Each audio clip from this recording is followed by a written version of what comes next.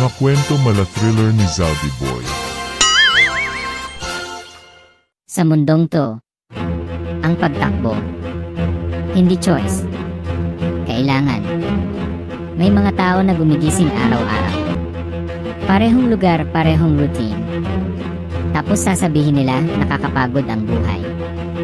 Sana all. Ako, paggising ko, isa lang tanong ko, nasaan na naman ako?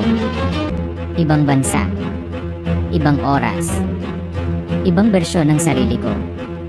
Ilang beses na akong tumawid ng borders. Hindi ko na mabilang. Hindi dahil gusto ko mag-travel. Hindi dahil adventure. At lalong hindi para hanapin ang sarili. Hindi. Mas parang nililigaw ko ang sarili ko sadya. Noong una, parang exciting pa. Bagong lugar, bagong kultura, bagong pagkain. Aminado ako, panalo pa rin ang pagkain. Kasi kung tatakbo ka na rin lang, dapat busog ka. Pero habang tumatagal, lahat nagiging pare-pareho. Ang mga lungsod nagiging pattern. Ang airport parang checkpoint.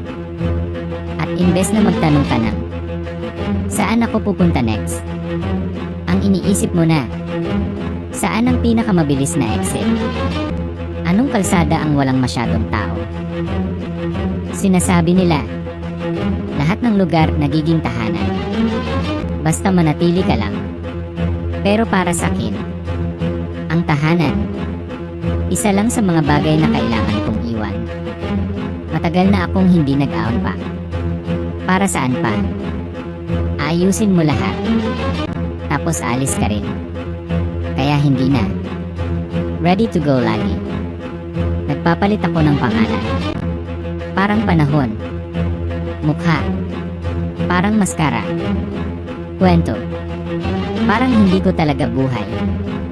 Minsan nalilito na ako. Kung sino ba talaga ako? May isang beses, tinawag ako sa dati kong pangalan. Sumagot ako. Doon ko na-realize, ay mali ito. Bawat identity, pinag-iisipan, bawat detalye, may na-memorize, bawat kasinungalingan, inuulit hanggang maging totoo sa pakiramdam. At minsan, gumagana, nawawala ka sa mata ng iba. Nagiging normal, nagiging invisible. Pero kahit gaano ka kagaling, may palpak pa rin. Isang maling sagot, isang sandaling pagdududa. Yung tanong na, so saan ka talaga galing? Tapos utak mo, loading me. At doon mo ulit mararamdaman yung presensya, hindi tao, hindi bagay, mas malalim, mas tahimik, pero mas mabigat. Akala ko dati, pagod lang, stress lang, kulang sa tulog. Pero hindi nawawala. Kahit anong gawin mo, kahit anong takbo mo, kahit anong kain andyan pa rin. Hindi siya sumusunod gamit ang tunog, kundi gamit ang katahimikan. Hindi siya nagpapakita, pero ramdam mo, parang may nakatingin, parang may naghihintay. At siguro, medyo ginajudge din ako, na alam ko magulo buhay ko. At kahit gaano ako kalayo, hindi siya nawawala. Minsan tinatanong ko sarili ko, kung hihinto ako matatapos na ba? Kung haharapin ko, kung tatanggapin ko, may sagot na ba? Pero alam ko na, sa loob ko, alam ko na, ang paghinto, hindi pahinga, panganib, at ang panganib, hindi pwede. Hindi pa tapos hindi pwede huminto.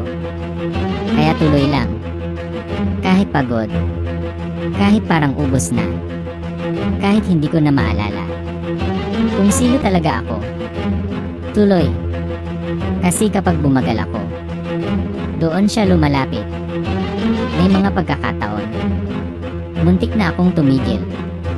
Tahimik na lugar. Simpleng buhay. Isang araw na normal. Akala ko, pwede na siguro. Dito na lang. Pero biglang, hindi pa alis ulit. Kasi habang lumalapit ako sa normal, lalo siyang lumalakas. Parang ayaw niya akong tumigil. Parang ayaw niya akong magkaroon ng sariling mundo. At sa totoo lang, grabe naman pahinga lang sana. Akala mo siguro, sira na ako. Pero hindi. Pagod? Nalilito. Minsan. Gutom. Lagi. Gutom lang to, hindi drama. Pero sira? Hindi. Kasi hindi lang ito pagtakas. May dahilan to. May patutunguhan. Kahit hindi ko pa maintindihan. May katapusan to. At hahanapin ko yon. Kaya tuloy lang. Kahit nagbabago ang lahat. Kahit walang permanenteng lugar. Kahit may mga bahagi ng sarili ko na nawawala. Tuloy pa rin. Kasi somewhere, may sagot. May katotohanan. May dahilan kung bakit nangyayari lahat. At pag nahanap ko yon, hindi na ako yung taong tumatakbo. Hindi na ako yung takot. Magiging iba na ako. Mas matatag. Mas malinaw. Mas handa.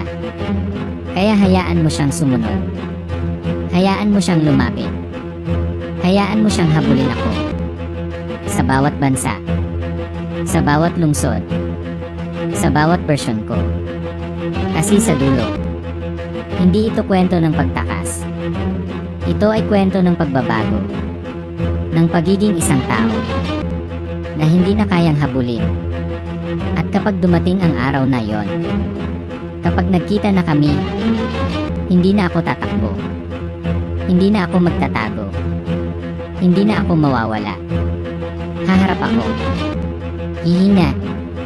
At sasabihin, sige, isisiwalat ko kung sino ang ulo ng flood control scam.